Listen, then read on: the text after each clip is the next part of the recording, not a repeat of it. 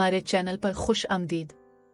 अगर आप हमारे इस चैनल पर पहली दफ़ा आए हैं तो सब्सक्राइब ज़रूर करें।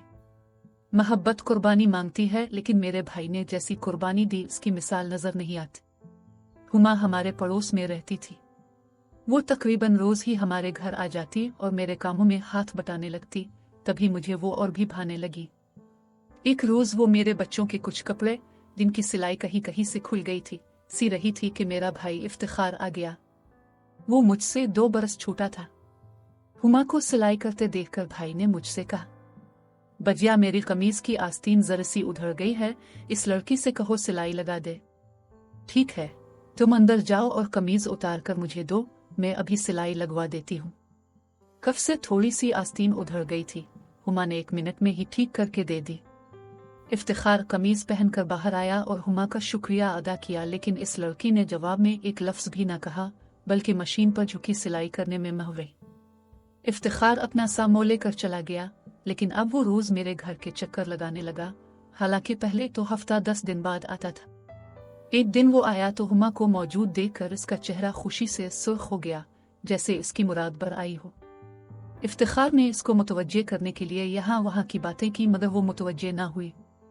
तब इसने मुझको मजबूर किया कि किसी तरह इसकी हुमा से बात करा दूं, क्योंकि वो इससे शादी करना चाहता है। मैंने कहा, भैया ये काम आसान नहीं होते, फिर भी कोशिश करूंगी। अगले रोज इफ्तिखार फिर शाम के वक्त आया, क्योंकि हुमा भी अक्सर शाम को आती थी। मैंने इसे बताया कि मैंने हुमा से बात की थी, मगर वो बिगड़ गई। कहने लगी कि मैं आपसे मिलने आती हूँ, इसका मतलब ये नहीं कि आपके भाई साहिब मुझसे इश्क फरमाने लगे। मुझे आपसे ये उम्मीद न थी। मैंने हुमा से कहा कि मैंने अपने भाई का पैगाम दिया है तो क्या बुरा किया है। शादी का पैगाम देना इज्जत की बात होती है, इसमें बुराई वाली तो कोई बात नहीं। उसने कहा कि ये बुराई वाली बात नहीं, लेकिन शादी का पैगाम लड़की को नहीं इसके वालिदैन को दिया जाता है। हुमा का मूड ऑफ देखकर मैंने भाई को समझाया कि तुम इस लड़की का ख्याल छोड़ दो, लेकिन इफ्तिखार ने मेरे समझाने का कोई असर नहीं लिया, बल्कि एक पर्चे पर यह लिखकर उसे दे दिया कि तुम अपने हाथ से हाँ ना लिख कर जवाब दे दो। अगर तुमने ऐसा न किया तो मैं हर आध घंटे में तुमको एक पर्चा लिख कर जवाब मांगता रहूंगा, यहाँ तक कि तुम तन आकर कोई तो जवाब दोगी। तब मैं अपने दिल को समझा लूंगा और फिर कभी तुमको तंग करूंगा ना तुम्हारे सामने आऊंगा। इसकी तहरीर ने असर किया और हुमा मेरे घर आ गई। इसने मुझसे कहा कि उसे मेरे भाई इफ्तिखार का रिश्ता मंजूर है। बुजुर्गों के जरिए बात चलाएं, अगर मेरे वालिदैन मान गए मुझे कोई एतराज ना होगा। हफ्ते बाद में वालिदा के हमरा हुमा के घर गई, यूं बात पकी हो गई। अब इफ्तिखार मेरे घर आता, वो भी आ जाती, दोनों आपस में बात करते थे। इफ्तिखार और हुमा अभी पढ़ रहे थे, तभी उनकी शादी में काफी वक्त था, मगर उनके दरमियान मोहब्बत बढ़ती जा रही थी। ताहम दोनों की मुलाकात कभी तन्हाई में न हुई, वो मेरे सामने बातचीत कर लेते थे। उनका ये सिलसिला 1 साल चला, वो भी मेरे घर और मेरे रूबरू। एक दिन हुमा आई तो कुछ उदास और परेशान थी। मैंने वजह पूछी तो कहने लगी, इफ्तिखार से कुछ जरूरी बात करनी है, उनको बुलवा दे। ऐसी क्या बात है जो इसी से करनी है? वो खामोश हो गई। मैंने बेटे को भेजकर भैया को घर बुलवा लिया। इस दौरान हुमा ने अपने हाथ से लिखा हुआ एक खत मेरे हाथ में थमा दिया, जिसे पढ़कर मेरे पैरों तले से जमीन निकल गई। भैया ने आकर पूछा, बजिया क्यों बुलवाया है, खैर तो है? मेरा लहजा बोझल था। इफ्तिखार को शक पड़ गया कि जरूर कोई गैर मामूली बात है। भैया, इसको तुमसे कोई काम है। बात दरअसल ये है कि हुमा तुमसे बेवफाई की मुर्तकिब हुई है, जिसके नतीजे में वो अब मुश्किल में फंस गई है। ये सुनकर भाई के चेहरे पर मुर्दनी छा गई। मैंने जब भाई को हुमा का असल मसला बताया तो उसके कान सुलग उठे, इसके तन बदन में आग लग गई। हुमा से तो बिल्कुल भी ऐसी उम्मीद न थी। सख्त सर्दी में भी यूं लगा जैसे मेरे भाई पर हजारों सूरज गिर पड़े हों। इसका वजूद एक दहकती हुई भट्टी बन गया था। मैंने अपने भाई की हालत गैर देखी तो घबरा गई। दौड़कर पानी लाई और उसको पिलाया, लेकिन हल्क से तो एक घूंट पानी नहीं उतर रहा था। वो इतनी घुटन महसूस कर रहा था जैसे इसकी सांस की नाली बंद होती जा रही हो। मैंने कहा, वो अपने किए पर बहुत ही शर्मसार है और तुमसे मदद चाह रही है, वरना जीते जी मर जाएगी। तो मर जाने दो, मैं उसकी क्या मदद कर सकता हूँ। बहुत नाज था मुझे इसकी मोहब्बत पर, फख्र किया करता था उसकी वफा और पाकीज़गी पर। अपने आप से बढ़कर मैंने इसको चाहा। अपनी शरीक हयात समझकर इतनी इज्जत से बात करता था कि कभी इसके आंचल को अपनी उंगली से छुआ तक नहीं, और ये इनाम दिया है इसने मुझे। हुमा भाई को गुस्से में देख कर चली गई, लेकिन इफ्तिखार को ऐसा महसूस होता था कि इसके पांव पत्थर के हो गए हैं और अब वो एक कदम भी चल नहीं पाएगा। जाते जाते मैंने हुमा का खत इफ्तिखार की जेब में डाल दिया। वो मिन्नतें करके गई थी कि मैं ये खत किसी तरह इफ्तिखार को पहुंचा दूं। खत में हुमा ने भाई से मदद मांगी थी, लेकिन वो किससे मदद मांगता? कौन था जो मदद करता? मेरे भाई की इज्जत ही नहीं, सारी जिंदगी खत्म होकर रह गई। भाई घर गया और सीधा अपने कमरे में जाकर अंदर से दरवाजा बंद करके रोने बैठ गया। आज मंगेतर ने इतना बड़ा जख्म लगाया था कि वो अपना मर्दों वाला हौसला खो बैठा था। हुमा का खत पढ़कर उसका खून खोल रहा था। हुमा, ये तुमने किस जुर्म की सजा दी है मुझे? वो फरियाद करता रहा। अगले दिन दुकान पर ना गया तो शकीब ने बुलावा भेजा कि आए क्यों नहीं।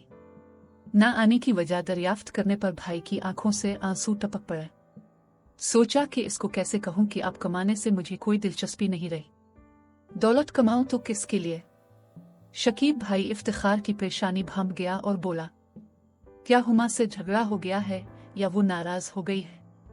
शकीब ना सिर्फ बिजनेस पार्टनर था बल्कि भैया का बचपन का दोस्त और गमगुसार भी था। बिला तामुल भाई ने इसको सारा हाल सुना दिया। बात करते हुए मेरे भाई की आंखें आंसुओं से लबरेज थी। शकीब ने दिलासा दिया। देर तक समझाता रहा मगर भाई को कोई फर्क न पड़ा। वो आधे दिन में ही दुकान से वापस चला आया। दूसरे रोज दुकान पर जाते हुए इसकी मोटरसाइकिल किसी की कार से टकरा गई। फिर खबर ना रही कि क्या हुआ। होश आया तो कीचड़ में पड़ा हुआ था। लोगों ने उठाया और घर तक पहुंचाया। शकीब हालत पूछने आया। अभी इफ्तिखार भाई की हालत ना संभली थी। इसने नींद की गोलियां खाई हुई थी। दोस्त को इसी हालत में हुमा का खत दे दिया। उसने खत पढ़ा और फिर भैया को सुला दिया। 2 दिन वो सोता रहा और जब जागा तो मौत का सा झटका लगा। तबीयत में कसरमंदी अपनी इंतहा को थी। इसने शकीब को बुलवाया। आज वो कदरे इस मौजू पर बात करने को तैयार था। चाहता था कोई हल निकल आए। दोस्त से मशवरा किया। उसने कहा, मैंने खत पढ़ा है। उसने तुमसे बेवफाई जरूर की है, लेकिन खुद से भी कुछ कम दुश्मनी नहीं की है। अब उसे अगर कुछ उम्मीद है तो वो भी तुमसे ही है। बाकी हर तरफ उसे अपनी हलाकत ही नजर आ रही है। तुम चाहो तो इसको सजा दो, मगर उसने अपने गुनाह को तुमसे छुपाया नहीं है। तुम भी क्या सजा दे सकते हो? ताल्लुक ही खत्म कर दोगे। सो तो हो चुका। मेरे नजदीक अब उसे मुसीबत में फंसा हुआ एक इंसान जानकर उसकी मदद कर दो तो बेहतर है। खत में हुमा ने लिखा था, मुझे मुआफ कर देना। मैं 2 कश्तियों में सवार थी, इसी वजह से भनवर में फंसी हूँ। मैं बहुत परेशान हूँ। बर्बाद करने वाला मुझे धोखा दे गया है। इंसानियत के नाते तुम्हें तुम्हारी शराफत का वास्ता देती हूँ कि मेरी मदद करो और मुझे मरने से बचा लो। तुमने मदद ना की तो मुझे खुद कशी करना पड़ेगी। इसके सिवा मेरे लिए निजात का अब कोई रास्ता नहीं है। अब मैं इस लड़की के लिए क्या कर सकता हूँ जिसने मेरी खुशियों को उल्टी छुरी से ज़ब्ह किया है? मैं तो खुद रेजा रेजा हो गया हूँ, टूट गया हूँ। शकीब ने मेरे भाई को दिलासा दिया और इस बात पर आमादा किया कि फौरी तौर पर वो हुमा से शादी कर ले। खुद को और दूसरों को धोखा देना मुहाल था, मगर बड़ी नेकी तो यही थी कि जिससे नफरत कर रहा हो इंसान इस डूबते हुए को बचा ले। इसके लिए को हमालिया से भी बड़ा ज़र्फ चाहिए। हुमा की जिंदगी बचाने के लिए दोस्त ने भाई को आमादा कर लिया कि वो फौरी तौर पर अपनी मंगेतर से निकाह कर ले। यूं जल्दी निकाह हो गया और अगले रोज रुखसती हो गई।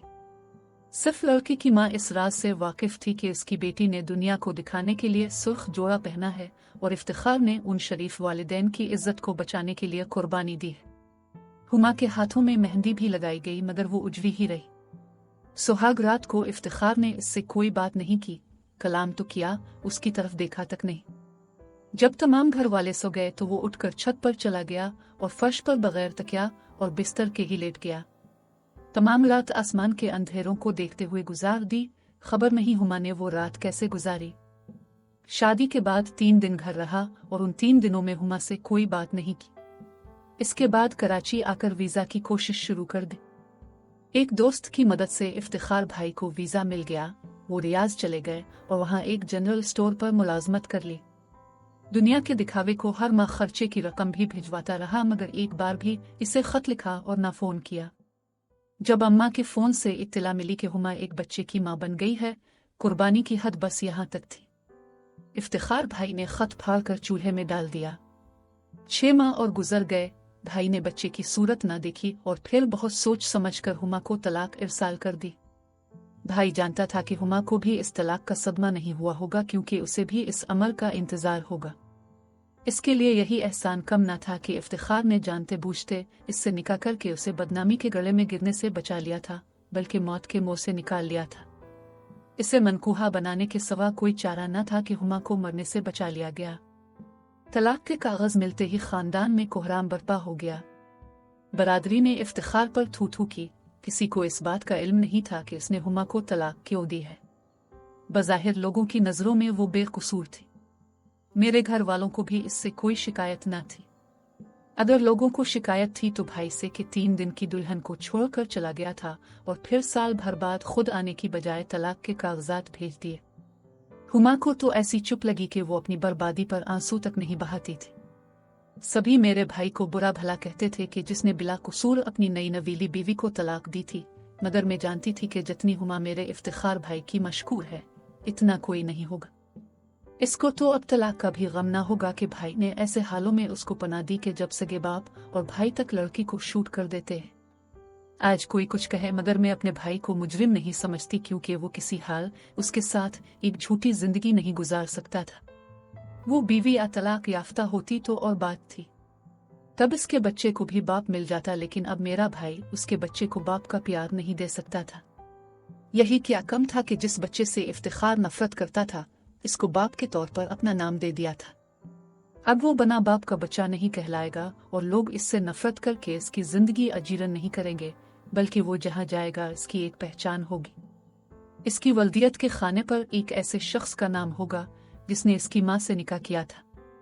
बेशक वो एक तलाक याफ्ता का बेटा कहलाएगा, तब भी दुनिया इसको इज्जत से जीने का हक देगी। ये एहसान वो था जो भी कोई मर्द किसी औरत पर नहीं करता। मैं सोचती हूँ मुमकिन है मेरे भाई को एक बेवफा लड़की से कुदरत ने इसलिए मिलाया हो कि इसकी मखलूक को जीने का हक मिल जाए, और भाई की आला ज़र्फी के बाइस एक मासूम जान कूड़े के ढेर पर दम तोड़ने से बच गए। भाई कहते थे मुमकिन है कि मुझ नाकारा से कुदरत ने यही काम लेना हो। बाद में सुना था कि कुछ अरसा हुमा अपने वालिदैन के घर रही, फिर उसके वालिदैन ने एक रिश्ता ढूंढकर उसे इसके घर का कर दिया। वो भी कोई नेक आदमी था जिसने इसके बेटे को भी गिले लगा लिया। सुना है कि वो अपने घर में खुश व खुर्रम आबाद है। खुदा करे ऐसा ही हो। नाजरीन, कहानी के मुतालिक अपनी राय जरूर दें।